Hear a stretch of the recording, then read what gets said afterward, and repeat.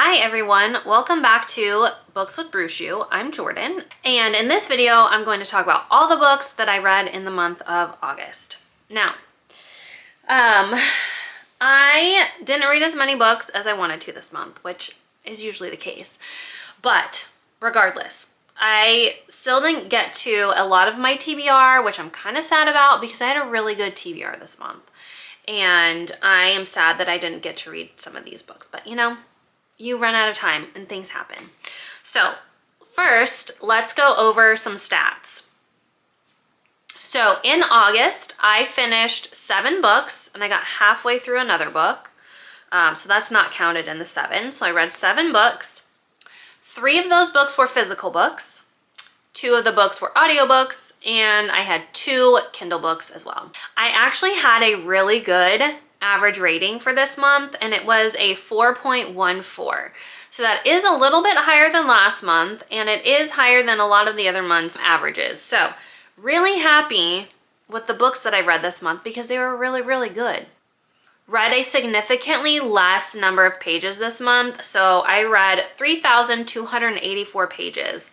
And if you'll remember, last month I read 4,193. So it's almost an entire 1,000 pages less than I read last month. So I don't know if I was just busy or reading less. I mean, obviously I was reading less. I read 1,000 less pages, but who knows? Who knows? And in the month of August, I am 90% of the way through my yearly reading goal. So I only have 7 more books left to read to hit my yearly reading goal. So I will most likely hit that in September, especially since it's Magical Readathon, Autumn Equinox in September, and I already have 6 books that I have to read for that. So I will most likely hit my goal in September. For the genres that I read 1 historical fiction, 3 romance, 1 fantasy, and 2 romantasy. A little bit of a breakdown of the different books of the different genres that I read for the month. So let's go ahead and run through the TBR and see which books I read from the TBR and which ones I didn't. For August, in our spinner wheel TBR, we spun the wheel and it landed on, these books are stuck together, and it landed on Gifted and Talented by Olivia Blake. And I did not read this book this month, unfortunately, and I was really excited about reading it. I just didn't have time. I just didn't get to it. Then the spinner wheel landed on Babylonia, and I also did not get to this book, sadly. The next spin landed on Heir of Storms, and can you guess, I didn't get to this book either. Like, these 3 books I've been really wanting to read, and I just didn't have time. I just didn't have time. So hopefully they will come up again. And then we landed on author last name that starts with S, and I picked Untamed by S.E. Stevens, and I also did not get to that book. So, however, the books that I did get to. The spinner wheel landed on a book from the 2010s, and I picked Mr. Fixer-Upper by Lucy Score, and I got like 65% into this book and decided to DNF it. So it was fine. Honestly, I was really enjoying the story. I stayed up until 2 a.m. one night reading this because I was liking it so much. And then it just kind of went downhill and I got bored. So I decided, you know, like they're going to end up together anyways. I'm bored. I was, you know, like sitting there, I need to read. And I'm like, I don't really want to pick up this book. So that's a sign. Put it down. You don't, like, you're not wanting to read it. In this book, it's about like a, what was it called? Extreme Makeover Home Edition, like that, where the TV crew finds somebody who's in need, or finds somebody who like volunteers, or, you know, does a lot for their community, and they fix up their house. So very much like the Extreme Makeover Home Edition from back in the day. And so we have our main female character, Paige, who is the producer. Yeah, she's the producer of the show. She's like in charge of like scheduling all the daily events and making sure that everything runs smoothly. And then you have the male main character, Gannon King, who is like the contractor. He also is really into carpentry, so he usually will like make a piece from scratch for the house. And then his sister, Kat King, they're like the King twins. And so it's their show. So they're the main headliners of the show. But anyway, so you have Paige and Gannon, who have kind of been flirting, but also kind of like, quote, hate each other. They like argue a lot, but it's in the like, I like you, so I want to talk to you kind of way. I don't know. But like the first, probably like 40% of the book, I was really, really loving it. I loved their banter. I loved the back and forth. I loved them like slowly getting together and like how that all played out. But then it just kept being the same story of she doesn't want anyone to know about the relationship because she doesn't want it to ruin her career, even though like in the end it won't. And kept creating all of these conflicts. Also, the network had Gannon paired up with another like home improvement TV star in a fake relationship, and so that threw for a loop because Paige thought it might be real but wasn't believing Gannon when he said it was all fake and they weren't actually together and never had been together. So it's like a whole thing. But I liked the first like 40% of it, and then it just went downhill for me and I just didn't really enjoy it. Maybe even the first 50%. So I decided to DNF it 65% of the way through. I did mark it as finished though, because I got over halfway through it and I rated it a 2.5. You know, it was fine. It was average. I just didn't want to personally finish it. And you know what? Some people might enjoy a romance that's a little bit slower and that there's kind of all of these issues. I just got bored with it, and that's just my taste. So it's not that it was a bad book. It's not that I really didn't enjoy the writing. Some of the writing though, especially towards the beginning, because I had to kind of get used to the writing style, I felt like the author's sentence structure was kind of out of whack. So I felt like in a lot of the sentences, she could have switched words around or like used a different word here and the sentence would have flowed a lot better. Like I found myself pausing like midway through sentences like, wait, what am I reading here? Like this sentence doesn't make sense. So the writing didn't really flow for some. It was like some pieces were fine and then other pieces the writing just didn't flow. So that took me a little while to get used to. But you know, it was fine. So, you know, it was just an average romance book. And this is the first Lucy Score book that I've read. And one of my friends, she's read quite a few Lucy Score books and she said some of them are great and some of them are just okay. So this is probably one that's just okay, but I will continue to read this author in the future. Just wasn't really for me. Let me drink some coffee. Then one of the Kindle books I read was The Front Runner by Elsie Silver. And I read this during my, quote, 24-hour readathon, which I didn't make it in the... Anyway, I did read for 24 hours. We'll just say that. The Front Runner by Elsie Silver, and I really enjoyed this book. Like, I really, really liked it. So this is the third book in her Gold Rush Ranch series, and I honestly didn't think that I would like this book at first. The main male character, Stefan Dalka, he wasn't really portrayed very well in the first two books in the series.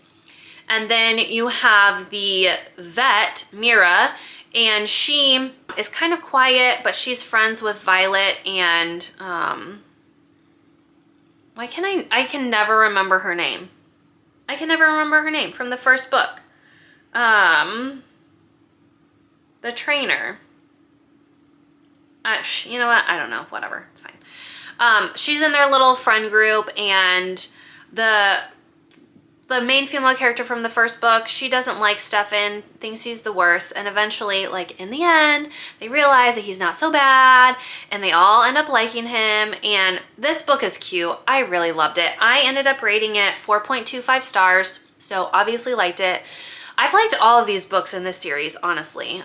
So in this book, you have Mira, who's the vet, and then Stefan, who has a different ranch and also does horse races and competes against Gold Rush Ranch. So one night, Stefan calls Mira over to his ranch because one of his horses is having a baby. I think the baby wasn't doing good. So it turns out she gets there and the baby has passed away. So dealing with all of the emotions of that. But then also at Gold Rush Ranch, they had a mother who had a baby and the mom died. So they have a baby without a mom. And that's not a very good situation because normally, even though you bottle feed them and blah, blah, a lot of the times they don't survive and do really well. So they made a little deal where the baby would go live on Stefan's ranch and the mom would take care of it. So you had to deal with, well, will the mom accept the baby and all of that. So they worked through all of that. And now you have this baby living at Stefan's ranch. And so Mira is now coming over several times a day to check on them to make sure they're doing well. So, you know, feelings blossom from there. And I guess Stefan this whole time has actually had a crush on her and keeps asking her out on dates. And she says no because she thinks that he's just joking around and he's not serious about it, but he really is. So it's really cute. I really enjoyed the story. I really like this series. And the fourth book in the series is actually on my September TBR for Magical Readathon. So I will be finishing up this series next month or this month because it's already September. So 4.25 stars. Really enjoyed this book. For the Jennifer L. Armentrout books that I've been reading. So none of those were actually on my spinner wheel TBR. So these were just additional ones, which is why I didn't get to all of the books on my spinner wheel TBR because I've been working through the Blood and Ash and Flesh and Fire series by Jennifer L. Armentrout in preparation for book number 6 coming out at the end of September. So this month I started reading A Light in the Flame, which is the second book in the Flesh and Fire series. And again, I absolutely loved this book. I loved reading about Sarah and Nyktos and Nektis and all of the characters. Like, again, Reaver and Jadis. I just love them all so, so much. This book was so good. So this is continuing on with Sarah and Nyktos' story and all of the trouble that they're working through with the embers that are inside Sarah and trying to save her and trying to defeat Kolis and all of that. So since it's the second book in the series, I don't really want to give too much away, but loved this book. Definitely recommend both series by Jennifer L. Armentrout. Like, I'm totally in love with them. I just love them so much. So I rated this book 5 stars because I loved it so much. So Light in the Flame, 5 stars for book number 2. Book number 1, A Shadow in the Ember, was also 5 stars for me. So definitely 100% recommend this series. Then I also read A Soul of Ash and Blood, which is book number 5 in the Blood and Ash series. In this book, it's all from Cass's point of view. So basically you have, in the beginning and the end of this book, continue on the story from when A War of Two Queens ended.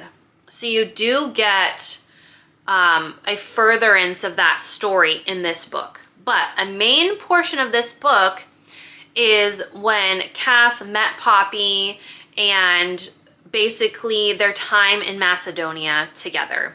It's sort of a retelling from book 1, but honestly, I never found myself getting bored.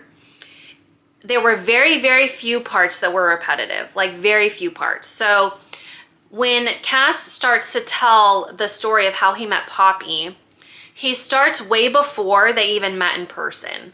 So a lot of the experiences that she had when she first met Cass, this is before that. So you're hearing all of this new information. None of it's a repeat. And then very few scenes are repeats because it's all from his point of view. So you get a lot of like what he was doing during the day before he became Poppy's personal guard. What he was doing during the day when he wasn't there guarding her, when Victor was guarding her instead. So you get a lot of that. So it's a lot of the time where they weren't actually together, so it's not a lot of repeat for scenes and stuff. So I really enjoyed it. And it does add more to the story, especially the end. Like, I would not say skip this book because you find out a lot of stuff at the end that you need to know for the next book. I definitely would not skip this. It was definitely like worth the read for sure. I loved it. Really enjoyed it. Never got bored. I do also have this book on audio. I had already had it on Audible previously, so I read most of it physically and I listened to a little bit of the audiobook while I read, so kind of a dual, but I honestly read most of this physically. So I gave A Soul of Ash and Blood 4.5 stars. So obviously I really enjoyed it. And then the next book that I was set to read and was the third book in the Flesh and Fire series, which is A Fire in the Flesh. And I only got halfway through this book in the month of August. I only got halfway through the book, so I'm not counting it in my August TBR as books finished because I obviously didn't finish it. I only read half of it. But right now, today is September 4th, and I have like 50 pages left in this book. So I'm almost done with it. Really loving it so far. But just wanted to give you an update on this since it was technically on the TBR for August and I didn't finish the whole thing. So let's go ahead and, oh, you know what? I forgot. A Soul of Ash and Blood was also my Eldia, my Year in Eldia book. And I don't think I talked about it during the August Spinner TBR. I think I just forgot. So let's go ahead and go through that right now. So let me pull up the prompts and try to remember where exactly I moved from. So that would have been August. So in August, I decided to move to 8A instead of 9A. So there was a choice there.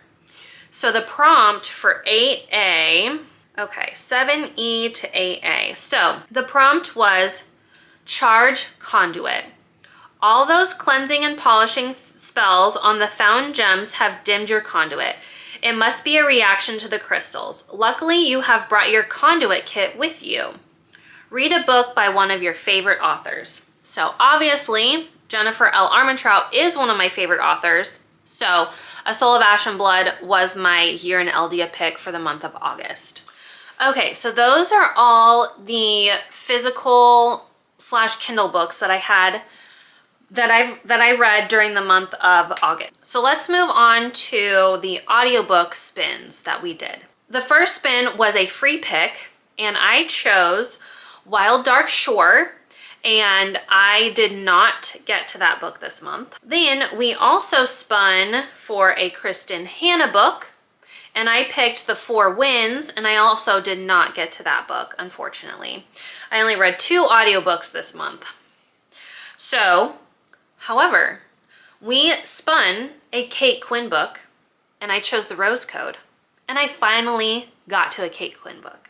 So I did read The Rose Code this month, and let me tell you, that was the last book that I finished in the month of August. And y'all, I absolutely loved this book. It was so good. So this book takes place during World War II. It's about the UK government trying to break the Enigma code, the Enigma machine that Germany created to code messages to send back and forth between their allies so that the allied countries couldn't read their messages. It was, if you've seen the movie with Benedict Cumberbatch, is it Benedict Cumberbatch? Where he is Turing, his last name is Turing, and he is one of the one of the guys who helps break the code. But anyway, that's a really good movie too. I love that movie. So in this book, we are introduced to 3 main female characters. So in the very beginning, you are introduced to Mab, and she kind of is talking about her home life and then how she got this new job, and she really is confused on what it's even about. So she gets on a train to go to this place out in the country and doesn't really know what she's going to be doing. Well, on the train, she meets Osla Kendall, who is also going to, the place is called Bletchley Park, and she's also going there, and she's not really sure what she's supposed to be doing there. So Mab, she was in like secretary school, and so that's why they ended up recruiting her. And Osla can speak and write German. She's fluent in German, so that's why they recruited her. So the 2 of them show up at Bletchley Park and basically get their assignments. So at Bletchley Park, they have all of these different huts where all these different code breaking activities take place. So some places like receive the codes or the encoded messages, and then different huts will try to break those messages. And then some of them, they break the message, and it's still in either Italian or German, and then they have to send it to be translated, and then they have to send it to be filed, and then they have to send it to be like distributed to the guys who will actually, you know, use that knowledge for military plans and such. And so you're not supposed to communicate what happens with your hut with anyone else. So everybody has their own specific job, and those people working in the huts, they don't really see the big picture because no one's supposed to talk about it. No one's supposed to communicate about it. So Osla and Mab end up, since they're being roomed with a family who lives in the area, and the daughter who lives there, her name is Beth. And Beth's mother is very controlling and basically wants Beth to stay in her house and never leave and take care of her until she dies. She even says that. And Beth has been told her whole life that she's stupid and she's not smart. And so she obviously believes these things because her mother has been telling her her entire life. And her father never defends her or never steps up and says anything against his wife. So then you have Beth, and Mab and Osla just can't fathom that Beth won't stand up for herself and, you know, go against her mother. So they try to incorporate her into their group. They invite her out. And the first time that Beth actually goes out to a pub with the girls, because they've formed this book club with a bunch of people they work with, when they get home, Beth gets punished for that. Even though Beth is like a 21, 22-year-old adult, her mother's punishing her for going out with her friends, and she didn't drink, she didn't do anything bad, and she still got punished for it. Then, you know, it just works through the story and how each of the girls played a part in helping to break the Enigma code. And then we're also going back and forth. We have 2 different timelines. We have the timeline that I've been talking about, and then we have the timeline in the future where one of the girls was wrongfully put into an insane asylum because they found out about a traitor in Bletchley Park, and the traitor accused one of the girls, who's now in the insane asylum, of selling secrets. So in order to deal with her, they've just put her in the insane asylum. So we're working through also trying to get her out of there, and the process of working through that and trying to find out who the traitor is. I love this book so much. Oh my gosh, you guys. I loved it, loved it, loved it. Loved the audiobook. It was so good. I rated this book 4.75 stars because I loved it so much. Oh my gosh, it was so good. Definitely, if you like historical fiction, anything about World War II, stuff like that, totally worth the read. So, so good. Oh my gosh, it was the last book that I read for the month, so it's still like fresh in my brain, and it was so good. Yeah, definitely recommend it. Definitely recommend it. Also on the TBR for audiobooks, I read, or rather listened to, Inheritance, which is the 4th book in the Inheritance Cycle by Christopher Paolini. So I have been doing a reread of these books via audiobook because I love the narrator so much. And again, we're following Eragon and Saphira in their journey to overthrow Galbatorix so that Alagasia can be at peace. So this is basically the conclusion of that story. So originally there were only 4 books in this series, and then Murtagh was released like a year and a half or 2 years ago. So this is the conclusion of the story and basically how it ends. So you have a conclusion of Eragon and Saphira and what they end up doing for the rest of their lives and like taking care of Alagasia. Then you follow Arya and what she ends up doing, and then also Murtagh and Thorn and how they kind of, like what happens at the end of this book is very devastating for them, and so they end up just like going off by themselves. So love this book. Obviously, I recommend this series. It's a reread for me. And so I read this book when it first came out, which was in, when did this book come out originally? 2011. So I read this book when it originally came out in 2011, and honestly remembered like very, very little of it. Very little of it. So it was basically like I was reading the book for the first time because I didn't remember what was going on. So obviously I recommend this series a lot. I love it. I rated Inheritance 4.25 stars. So very good rating. And I do have Murtagh, which is the last book in this series, on my September TBR. So also really looking forward to that because I can't wait to hear about Murtagh's story. And my sister, who just finished this series a couple months ago, said that Murtagh was her favorite book out of all of them. So I'm really excited to read that book. Then the last book on my list that I read for August was not one on the TBR. However, it was one to finish a series, and it was a short little novella. This was book 5.5 in the How to Date a Douchebag series by Sarah Ney, and it was called The Teaching Hours. And this book followed Rex Gunderson, who we were introduced to in the first book and all of the books throughout the series. And then the roommate of the last book in the series, book number 5. Short novella, I think it was like 85 pages or something.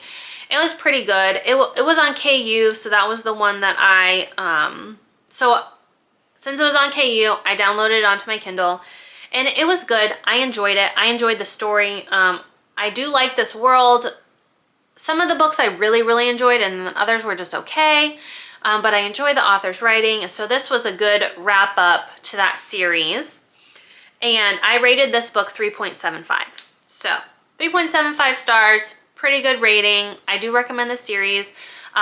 Sports, wrestling, romance series, worth a read. I enjoyed the series, so would recommend. 3.75 stars for the last book on my August wrap up. So that covers all 7 books that I read for August. And I think I did okay. I could have read more. I wish I had been at least able to finish this book, but you know, it's September 4th and I'm almost done with it. So I'll finish it today for sure. I only have 50 pages left. You know, and I wish I had been able to get to Heir of Storm and Babylonia and Gifted and Talented, but you know, sometimes it's just not in the cards. But I did finish 7 books. Liked a lot of them. 4.14 I think was the average. So that's pretty good average. Let me know down below if you've read some of these books and you like them or you didn't like them. Please like this video and subscribe to the channel, and I will see you in the next video. Bye.